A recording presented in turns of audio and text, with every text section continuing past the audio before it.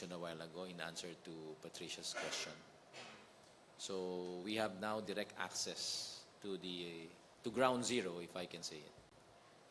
Okay, thank you. Next question, Ms. Tina Mendez of the Philippine Star. Good morning, sirs. May we have an update regarding rehabilitation shelters? Saan po ito nakailagay? Sino ang lead agency or military engineering group ba ang namumuno dito? Number 2 po, I noticed may 491 terrorists killed. Meron pa tayong sistema kung paano sila sa burial? Kasi po baka may concern sa sanitation and health. I guess first on the transitional shelters, the proposed area is in an 11-hectare location in Barangay Sagunsongan, Marawi City. Now, meron akong ground development na ginagawa ang DPWH dito sa area. Bukas pupunta ang subcommittee on housing para tignan kung paano pa ma-improve yung area na yon. Wala pa yung actual transitional shelters dahil sa pagkakaalam natin, ito ay kailangan aprobahan yung specs nito, no, yung standards ng NHA. At part naman ng NHA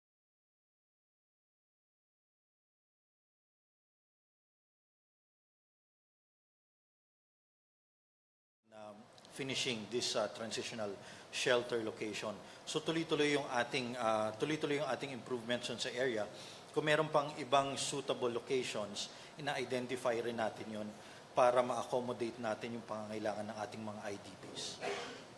Sir, government lot po ba ito o private? Well, kung merong mga private sector groups and organizations na gustong tumulong, lahat ng ito ay kailangan i-course through sa Task Force Bangon Marawi para maayos, no? Para maayos ang coordination, para alam natin ang kailangan nating ibigay. Kasi yung mga nais ibigay ng ating mga private sector groups, mga cause-oriented groups, kailangan naka-align yan sa pangangailangan ng ating IDPs. Kaya tayo nag-conduct ng RDNA over the weekend at PCNA para malaman talaga natin kung ano yung tunay nilang pangangailangan para maging comprehensive. Kasi after ng post-conflict needs assessment, ang magiging kalabasan nito ay ang CRRP na tinatawag natin, ang Comprehensive Rehabilitation and Recovery Program for Marawi. So yun yung magiging output document aside from the RDNA and the PCNA. Sir, yung 11-hectare lot po ba, gobyerno po ang may-ari o private group? Okay, kay Mayor. Sa pagkakaalam ko, gobyerno, Private. it's No, private. It's a private. it's a private property. It's a private property. That's why we're also looking into fixing all the legalities also that comes. That's part of it. Sir, as regards Dagdagan ko lang muna, no, before leaving the topic. Based on the feedback from Joint Task Group Ranao, which is working closely with our local government at saka yung sa Task Force Bangon Marawi, yung pong lugar na 11 hectares na pagkagawa ng initial relocation area ay pribado po ang may-ari. At pinahihiram po ito sa atin para po sa panahon na kakailanganin sa interim. Kasi eventually itong mga evacuees natin na mananatili doon ay babalik din sa kanilang mga yung tinitira nilang mga lugar. Sir, ito po ba pinahihiram? Anong ibig sabihin? Maglilis ang gobyerno? Wala may pong bayad. deed of donation? Wala pong bayad dito. In exchange of anything? Tax rebate? Ano pong terms? Anong legalities po ang kailangan pang ayusin? Batid po namin na walang bayad. Pinahihiram po ito sa panahon na kakailanganin ng gobyerno kasi yung nagmamay-ari ay residente din ng Marawi. At kanyang nalaramdaman ang paghihirap ng kanyang sariling mga kababayan. Kaya kusang loob niya ibinigay ito ng walang kapalit. Pero kung ano man ang legalities na kailangan pirmahan, willing naman po yung party na nagpapahiram na magpumirma. At yun po yata ang gagawin ng Task Force Bangon. Sir, last na lang on that part. May we know the identity of the landowner? Is he a businessman, a organization? Ipagpamanhin nyo kasi kailangan may permiso ko upang ipaabot kung sino yung nagmamayari. Kung papayag po siya, tatanungin po natin, papangalanan po natin. For transparency lang, sir. Sa Opo. second question po paano po yung 491 terrorist killed? Paano po sila binibigyan ng burial, sanitation, areas sa ng health? Paano po? May tagging po ba yun? Sagutin ko na. May DNA testing? Paano po sila? Yung portion nung bilang na yan ay mga labi na nakuha natin. So, kulang-kulang mga 200 labi yung nakuha na yan. At matapos na sila ay ma-document at makuha yung mga identification, ma-file, binibigyan sila ng karapatang ng angkop na respeto ng paglibing.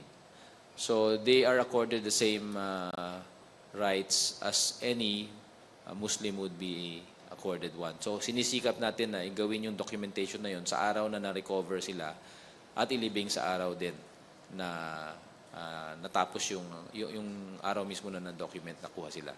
So, aling-sunod sa kanilang ritual. Kung hindi kakayanin dahil sa dami po at kakulangan ng mga gumagawa ng paghahanda ng mga katawan, nadidelay ng konti. Pero hindi yun nagpapahiwatig na it's a disrespect for them. It's just because walang pwedeng mag-prepare ng mga bangkay kaagad. So, meron po bang designated area, like mass grave o kung saan sila natagpuan, may vacant lot lang doon nilalagay or may Yung isang kung grave? bagay na yan ay nasa kamay na ng nagmamanage nagre-recover ng dead. So Bureau of Fire at saka yung local government. Ang aming pakiwari yung mga initial na na-recover na ilibing po mismo sa mga public cemeteries. At isa dyan yung sa lugar ng Iligan, kung saan dinala yung mga ibang nahanap na mga unidentified. At yun naman iba ay nandyan sa mismong Marawi, sa public cemeteries. Okay, next question, Mr. Henry Uri of DZRH. Asik Purisima, magandang umaga po sa inyo. Ilang mga pamilya ho ang nawala ng tirahan at ito ho ba'y bibigyan lahat ng libreng pabahay? Paano po mangyayari sa kanila? Actually, patuloy ang ating verification doon sa actual number ng nawala ng bahay. No? The data that we have as of now is that in terms of IDPs, meron tayong 104,000 families, IDPs. This translates to 467,000 persons, no? As of late last week. No? Ngayon, inaalam, yan yung kasama yan dun sa RDNA at PCNA natin na alamin talaga kung ilang bahay ang nasira, ilan ang kailangan i-rebuild for rehabilitation and recovery purposes, ilan ang kailangan ilipat sa transitional shelters, or kung merong mag-a-avail, ilan ang gustong makakuha ng tents. Dahil meron na hong mga tents on the ground and we're prepared to do tent areas, not necessarily tent cities, but tent areas. We recognize the sensitivities, the cultural sensitivities, the religious sensitivities of our IDPs. Kaya po, full ang coordination natin sa kanila through the local government units para malaman natin kung ano talaga ang preference nila. Kaya nagmamadali tayo in the sense na gusto na natin silang bigyan ng every form of relief. Ngunit nais po natin makipag-coordinate sa kanila ng kumpleto para sa kanilang sensitivities po.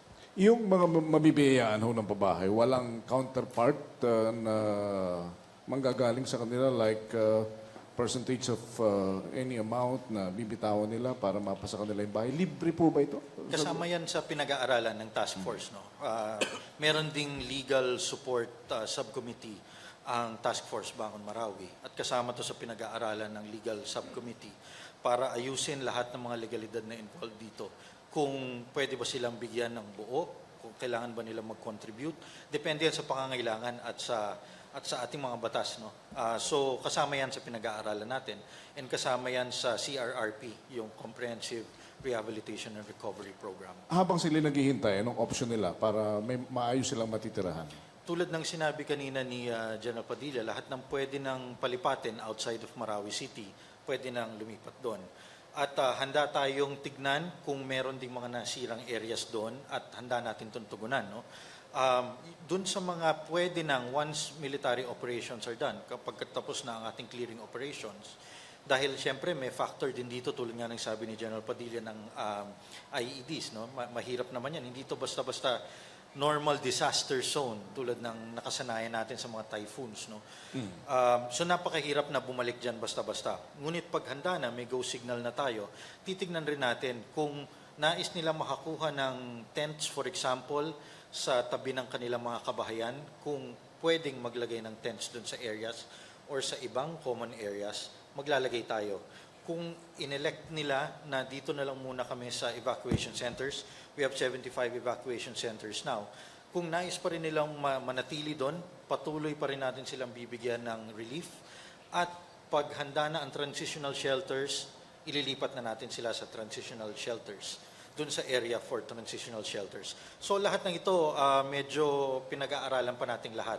Ngunit kung ano man ang gagawin natin, makakaasa ang ating taong bayan na lahat ito ay pinag-aralan at napag-aralan na lahat natin ang phases dito, pati yung legality nito. May sapat na pondo pa ho, o sapat pa yung ating nakalaang pondo, kinakailangan pa natin augmentation? Sa ngayon, ang alam ko, naglaan na at, in accordance with the SONA of our President and with the earmarking of budgets this year and next year, sapat po ang ating pondo dito. Ngunit kung meron nga, tulad nga ng nasabi ko kanina, kung meron mga private groups or ibang mga grupo na nais rin tumulong, ito ay kailangan i-course through lahat sa task force. Okay, thank you, sir. Thank you. Thank you. Last 3 questions from the Mindanao are Rose Calls of UNTV, Ina Andolong of CNN Philippines. Hi sir, good morning po. Regarding po sa transitional shelters, ilan po yung target po nating itayo? At sa isang shelter, ilan po yung kayang i-accommodate na family member? And time frame po kung kailan pwede nang tirhan? And paano po makapag-avail yung po mga ITPs? Number one dun ho sa size, nais ho nating maglagay ng isang pamilya sa isang transitional shelter. Ngayon, yung actual size nito ay pinag-aaralan pa rin ho sa ngayon. No? Wala pa tayong final size, but we have an idea. No? We have an 11-hectare area and we may identify other areas that may be suitable for transitional shelters. No? Depende ho dun sa size na maaprubahan at sa standards na maaprubahan, dun ho natin malalaman kung ilan yung malalagay natin sa isang transitional shelter area. So, mahirap pong magbigay ng figures ngayon, mahirap pong magbigay ng actual sizing or actual number na magbe-benefit. Ngunit patuloy ho ang ating verification dito. At sa pag-avail naman po nito, meron ho tayong systems. Gumagana ho yung system natin sa Subcommittee on Housing. Pati ho yung ating National Incident Management Team at ang ating National Emergency Operations Center na nasa Iligan, patuloy ho ang coordination nila with our IDPs through our LGUs para humalaman kung sino ho yung nangangailangan talaga. Kasi pagkatapos ho ng assessment, kung as a result of the ARDENA and the PCNA, makita natin na meron pang areas na pwedeng balikan ng ating mga IDPs, syempre bawas na po ito dun sa bibigyan natin ng transitional shelters. So medyo fluid pa ho yung ating datos at bibigyan ho namin kayo ng periodic updates doon. Sir, sa 11 hectares, ilang transitional shelters po bilang? Wala pa rin pong We figure. still have no idea because of the size. Because of the pupunta doon bukas ang Subcommittee on Housing. They were there the previous weeks, pupuntahan ulit bukas. At kung may klaro ng size, malalaman na natin kung ilan talaga ang pwede nating ilagay doon na transitional shelters. Next question, Ms. Ina Andolong of CNN Philippines. And the last question for the Mindanao are Ms. Zen Hernandez of ABS-CBN. General Padilla, good morning. Morning. Is there any update on the big mosque earlier mentioned by the President? Yung meron daw pong about 300 hostages. Have we made any, I don't know, may mga napakawalan po ba? Have our troops been able to penetrate the mosque now? Well, the mosque is within sight, that I can tell you. But unfortunately, we are bound by a protocol that we cannot hit the mosque because of our high regard for the religious practices of our Muslim brothers. We'd like to preserve it as much as possible and keep it intact for the eventual return of our Muslim brothers and sisters so they can use it immediately. Yes, the mosque is a safe haven. That is true. But we will do our part and we have other means to be able to get to the enemies inside the mosque. So for now, sir, 300 pa rin yung hostages sa loob. And is the strategy still to wait it out as what the President said? I-clarify ko lang, no? Doon sa talaan ng local government, they mentioned that there are about 200 to 300 who remain unaccounted from Marawi. Out of that number, based on the pronouncements of the commander on the ground, si General Galvez of Western Mindanao Command, they estimate about 80 to 100 who are hostages remaining in the hands of the terrorists. And the estimate of the number of enemy that we are still facing are up against with, they number to a maximum of about 40 to 60. Again, those are estimates. They can go up, they can go down, because we don't have the exact number of the people we actually face and the number of hostages. But these are fair estimates based on our assessments. So, yung sa 300 po na sinasabi natin na unaccounted, 80 to 100 po hostages yan. Yung 200, maaring residenteng patuloy pa naiipit na natatakot lumabas. Hari nawa po, mga buhay pa sila dahil sa tagal na po ng panahon. Pero sinisikap po natin gawin, natugunan yung guidance ng ating mahal na Pangulo na ma-save sila lahat. Ilan dun, sir, yung nasa mosque? I'm sorry, I have to press dun sa mosque because the President has been saying that it has Yes. been somewhat a setback because that mosque also has tunnels and is being used by the That's correct. enemy to stockpile their weapons. I mean, have we also discovered how much more weapons are there? Yung nandoon? Yes, openly, that's what I can, as far as I have right now, tell you. But there are matters that are operational that I cannot yet reveal. Because, you know, our main objective is to rescue the hostages. That's the critical component of our plan. And unduly revealing any other information might compromise that plan. So I hope you understand.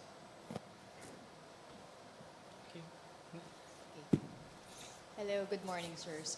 General Padilla, I know that you said that we still have raw information regarding the death of Abdullah Maute. Yes. But I just wanted to know kung may progress na ba yung validation natin of this information since there are reports that we have this information for 2 weeks now. And also, That's right. kahit yung brother, si Omar Maute, parang a month ago, has been announced as possibly dead. So, anong progress natin doon, sir? Meron tayong progress kasi may mga nakakatakas na mga dating bihag. At base sa mga salaysay nung itong mga nanggaling na mismo sa loob, may mga nakakita na may ilan dun sa mga leader na yan ay namatay.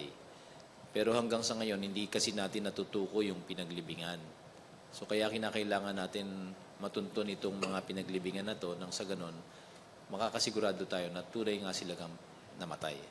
So we do trust the narratives of our escapees from inside, but then we need verifiable proof before we can come out with a categorical statement. So that is why it's taking a bit of time. Because for all we know, they were buried just close to where they are right now, and we have not gone to these areas yet. So, sir, yung ibang residents outside of Marawi, you said can go back na no, to their Opo. homes. Does this mean na confident na tayo na hindi nakalabas any of the leaders or perhaps Maute terrorists from Marawi City? Sa assessment po ng ating task force dyan, amin pong pinaniniwalaan na nandyan pa po yung mga leaders sa loob. Kung sakasakali man po na later on mapatunayan na si Hapilon ay nakalabas, malaking dagok po yan sa kanyang persona dahil inabandona niya yung kanyang mga kasamahan. At sa labanang tulad nito, sa mga sundalo, ganun din sa mga mujahideen, no ho yung ganung klaseng pang mga gawain. So that's what we believe. They're supposed to be there up to now. Okay, thank you. Again, for Senior Deputy Executive Secretary, sige po, Guevara, sir. Yeah, you have any questions? Please, go ahead. Alexis Romero. Secretary, about EO 36. What prompted the President to release the EO? And can you give us details on the compensation being received by the state-run firms that the President might have viewed as inappropriate? As to your first question, what prompted the President to issue this EO? Well, this problem pertaining to the compensation of GOCC officers and employees has been nagging for quite some time. They've been complaining about their salaries being or lagging behind, let's say, the national government agencies. So it was really the right time to issue this executive order. The reason for this is that, if you will remember, last March, or rather March of last year, an executive order was issued for the compensation system, position and classification system for GOCCs. That was Executive Order number 203. All right. But when the new administration came, there was a felt need to review this so that any excessive bonuses and allowances will have to go. And it appears that some government agencies also could not comply with the requirements under EO 203. All right, maybe for some requirements like rationalization or the budgetary requirements and so forth and so on.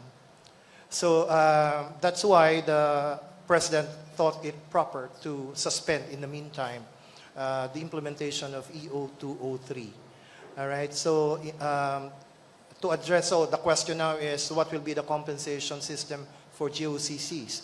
Then that same EO provided for an interim compensation package for GOCCs. And that is contained in Section 2 of that EO. I hope copies of this EO were provided to you much earlier. But of course, you know by now that in the interim, those GOCCs covered by the SSL, or Salary Standardization Law, which pertains to national government agencies, all right, may adopt that system of compensation under EO 201, which applies to national government agencies. All right? For those which are exempt from the SSL, they have the option of either maintaining their current compensation framework or similarly adopt the modified salary schedule under EO 201, yung applicable sa national government agencies. In either case, the approval of the GCG or the Governance Commission for GOCCs will have to be secured prior to implementation. Please take note that this will retroact to January 1, 2017. All right? The President mentioned during his last SONA that he's not inclined to give increases sa state-run firms. Medyo mainit si Presidente dun sa excess na perks ng GOCCs. Meron na ba kayong nahanap na excess perks? Can you give us example? Perhaps it's the GCG which is in a better position to give details as to which GOCCs give out excessive bonuses, allowances, but for now, we do not have the data as to which GOCCs and which allowances we are referring to here. Kahit ballpark figure. Kasi nabanggit natin No, I wouldn't have even a ballpark figure. Nabanggit kasi ni Yusek Fernia yung mga honoraria, tapos tuwing may meeting, may matatanggap sila. Did you receive those reports also? For the purpose of this executive order, we did not get the necessary details. Yeah. We just processed the executive order, reviewed it, and so forth and so on. May timeline ba kailan po yung bagong system? Or kung kailan matatapos yung pag-aaral nitong system na to? Kasi sinuspend to, di ba, pending yung Right. review. So when will we complete the review? No specific deadline, but I suppose that the GCG was instructed to expedite the review of the implementation of 203, EO 203. Thank you, Secretary. Thank you, Alexis Romero. Next question, Ms. Tina Mendez. Tina? To Deputy ES, good morning. Good morning. Sir, may ongoing probe sa Senate ngayon tungkol dun sa customs, yung entry of 6.4 billion shabu shipment apparently from China. si Commissioner Faldon na interview earlier saying he sent a letter to President Duterte asking to investigate this issue. Did the Office of the President already receive any letter regarding this? May particular instructions po ba ang Pangulo? I have not seen a copy of that letter sent by the Customs Commissioner to the President so far. But we realize that the matter is under congressional investigation already. So maybe it may be more prudent that such congressional investigation going on be conducted first. Thank you, sir. Okay, last 3 questions. Ms. Pia Ranada of Rappler. Sir, could we just get an update on the bills for extending the validity of driver's license and passports? We heard it's with the President, but he hasn't signed it. Has he signed it? And if not, what are the reasons for not signing it?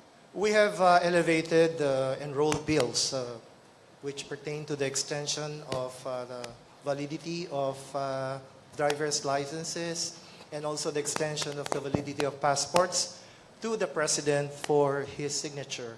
We have strongly recommended that he sign both enrolled bills. But as of this morning, I have no information whether he has actually signed the enrolled bills. Sir, was there any reason given for any matters that have to be studied on the bill which is causing the delay of the signing?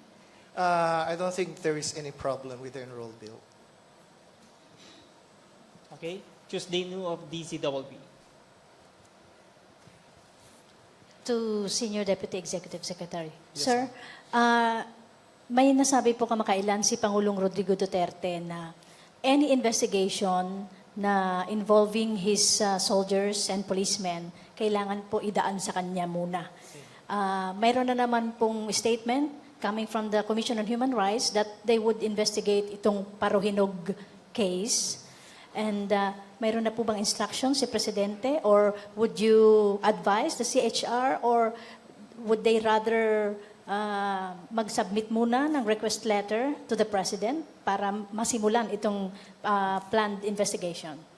The Commission on Human Rights and the Office of the Ombudsman are both created under the Constitution, and they are supposed to be independent. They have to do their own mandates. When the President said that he be informed if any soldier or law enforcer will be undergoing any investigation, I presume he was speaking as Commander-in-Chief and not as Chief Executive.